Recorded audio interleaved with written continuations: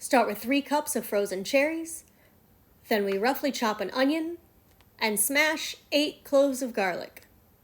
Heat 2 tablespoons of coconut oil over medium-high heat. Add the onion. Cook until translucent. Add the garlic.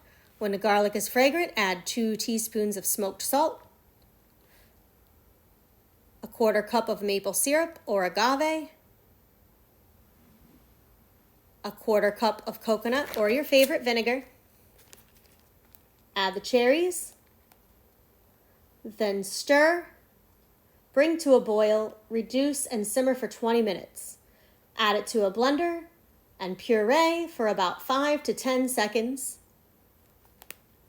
leaving it a bit chunky. Pour into a jar, cover and seal, let cool, and place in refrigerator until use. This is how you make our LOCA Foods slather sauce.